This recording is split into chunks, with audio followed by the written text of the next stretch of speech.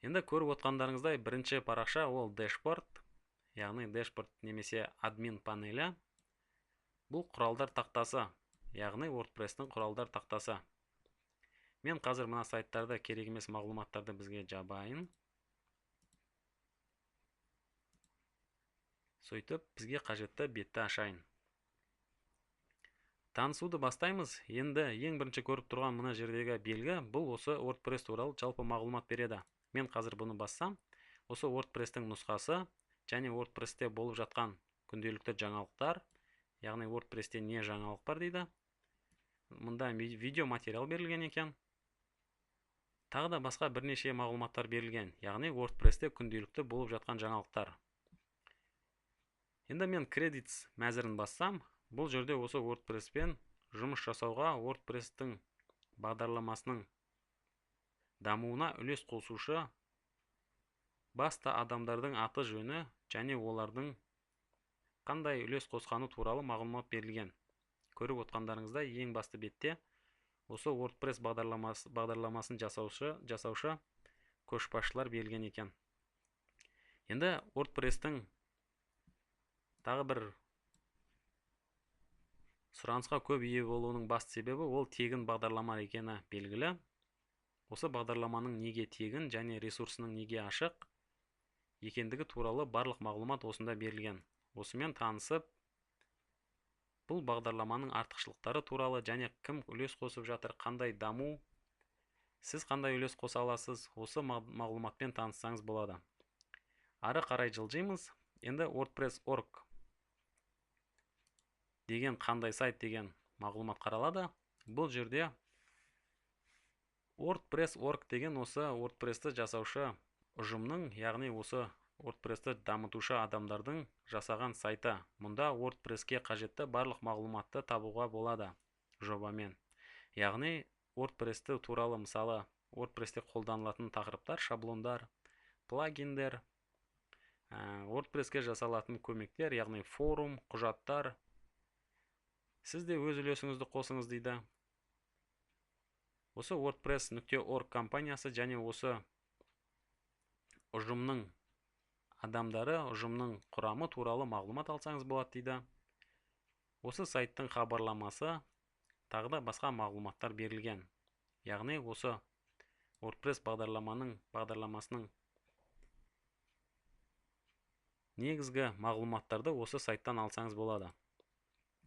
Енді біз ары қарай қарастырайық. Бұл жерде тағы берілген мағлұматтар ол жаңа көрген құжаттама, көмек көрсету форумы және сіздің өзіңіздің ой пікіріңізді осы жерге қалдырсаңыз болады.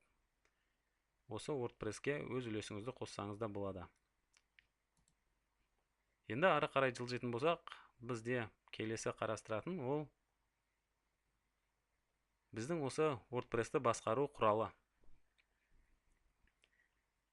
Бұл жерде көріп тұрсаңыздар, сізді қош келдіңіз дейді WordPress-ке.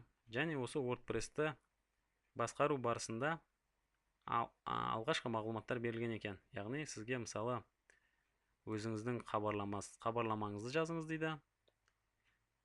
Өзіңіз туралы парақшалар қосыңыз дейді. Сайтты көрсеңіз болады дейді. Және қосымша бағдарламалар, яғни виджеттер, осы программаларды пайдаланыңыз дейді. Сіздің сайтыңызға жасалған комментарийлерді қосу, өшіру мәселесін қарастырыңыз дейді. Міне осындай бағдарлама осы жерде берілген, алайда біз бұны қазір жабамыз және онымен толығырақ танысуға болашақта мүмкіндік болады.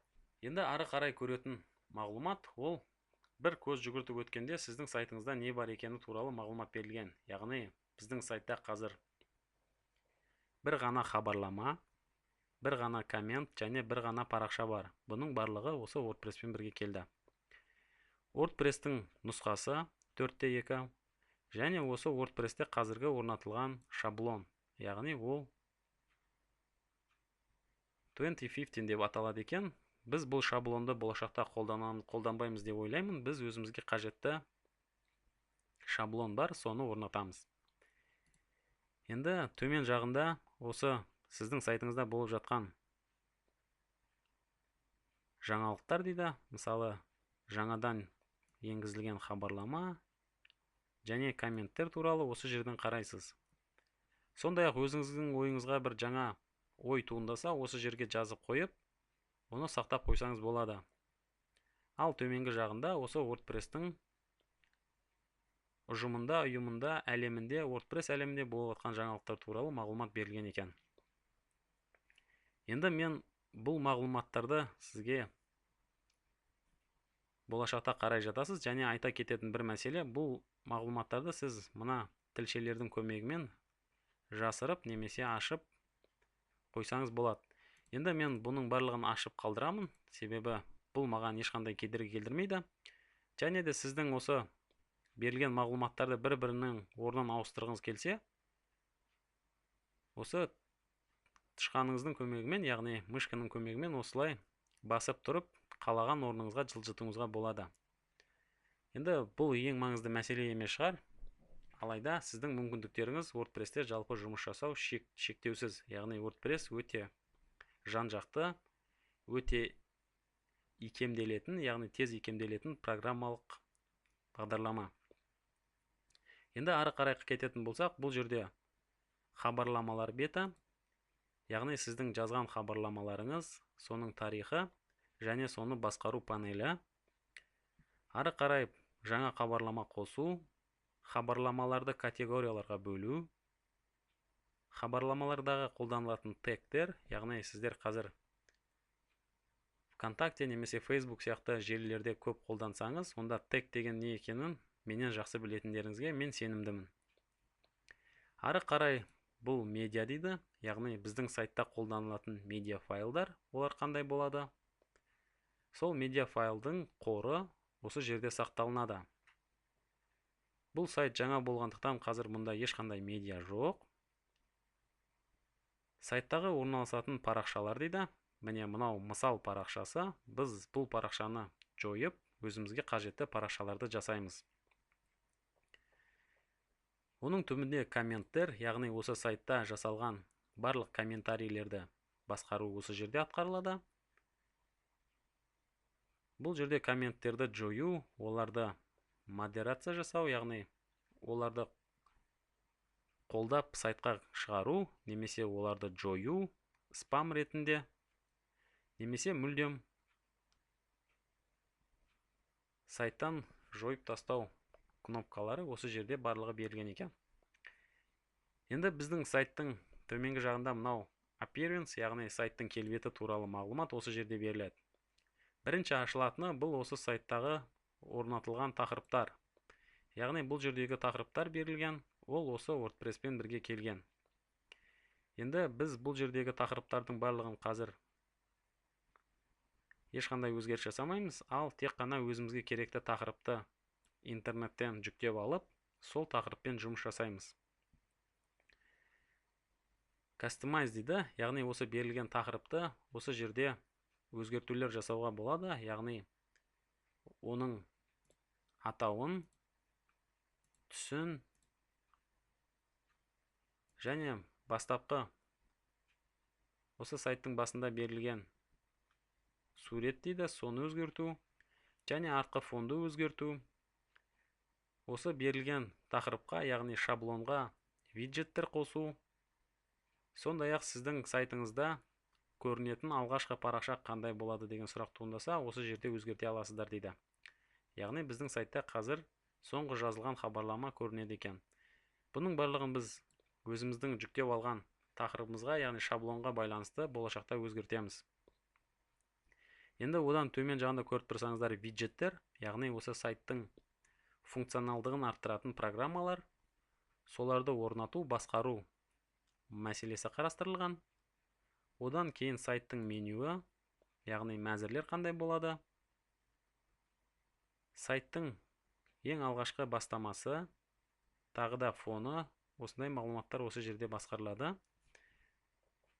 Төменгі жағында плагиндер дейді, яғни сіздің осы сайтқа қажетті плагиндерді орнату, сол мәселе қарастырылады. Енді сіздерде сұрақ туындап отқан шығар. Бұл плагин, виджет дегеннің бәрі не деген? Сіздерге бұл бағдарлама, яғни плагин, виджет деген ол жалпы кішкентай бағдарламалар. яғни ол программалау тілінде жазылады және сіздің сайтыңызға белгілі бір мүмкіндіктер береді. Мысалы, мен осы бізде қазір бар сайтта ашып тағы да қарастырайын.